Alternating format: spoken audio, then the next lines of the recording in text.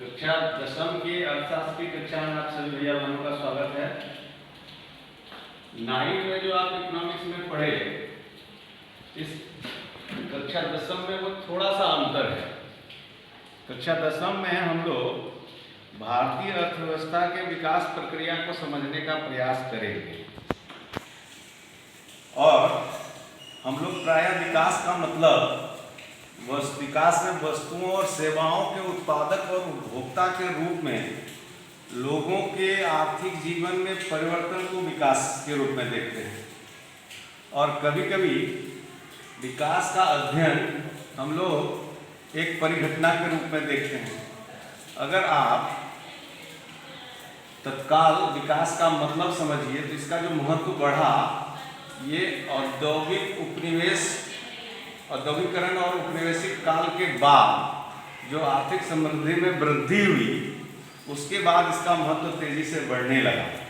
आप इतिहास में पढ़े होंगे कि जो भी युद्ध और विजय के परिणाम के बाद एक देश दूसरे देश पर अधिकार कर लेते थे, उसको अपना गुलाम बनाते थे और फिर औपनिवेशिक शोषण करता था। जैसे भारत पर अंग्रेजों का लंबे समय तक शासन रहा, तो भारत से वो कच्चा माल ले जाते थे और अपने देश में निर्मित फैक्ट्रियों में उसको तैयार करके भारत में लाकर बेचते थे। लेकिन स्वतंत्रता प्राप्ति के बाद जब हमको अंग्रेजों से गुलामी मिली, तो फिर ये सब जो घटनाएं हैं, इसको हम लोग विकास की बाह्य प्रक्रिया के रूप में देखते हैं। लेकिन विकास बाह्य कारकों के हस्तक्षेप से या उससे बाधित होने से पहले भारत में कैसे आरंभ हुआ, इसमें जो अब हम देखेंगे भारतीय अर्थव्यवस्था के जो क्षेत्रक हैं, चाहे वो कृषि हो, उद्योग हो या सेवा क्षेत्र हो, उसमें क्या क्या परिवर्तन आया। कक्षा दसवीं में जो हम आपको पढ़ाने वाले हैं, तो पहला विकास है क्या, विकास की क्या परिभाषा है। तो विकास की परिभाषा जब हम देखेंगे तो बढ़ती हुई जनसंख्या के अनुपात में वस्तुओं और सेवाओं में वृद्धि के बाद लोगों के जीवन स्तर में किस प्रकार परिवर्तन आता है, इसको विकास प्रक्रिया के रूप में देखेंगे। फिर देखेंगे कि अलग अलग समाज के लोगों की जो आर्थिक पृष्ठभूमि है, सामाजिक पृष्ठभूमि है, तो हर व्यक्ति जिस स्तर पर है वहां से वो ऊपर उठना चाहता है, और इसी को विकास के रूप में हम लोग देखेंगे।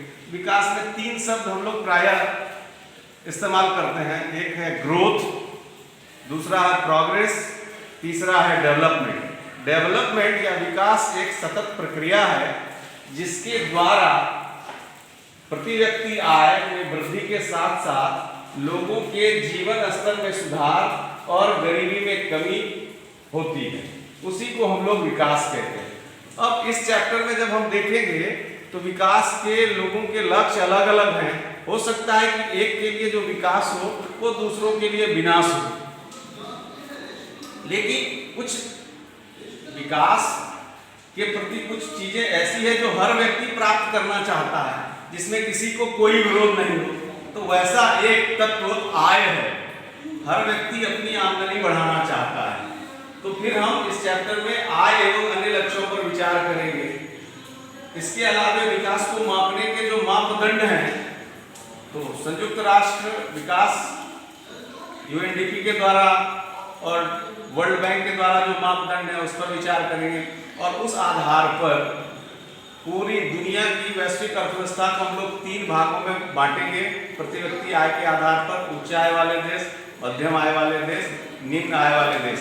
आज की कक्षा में हम लोग विकास की परिभाषा, राष्ट्रीय विकास किसे कहते हैं, और फिर विकास के लक्ष्य क्या क्या हैं, इस पर चर्चा करेंगे। धन्यवाद।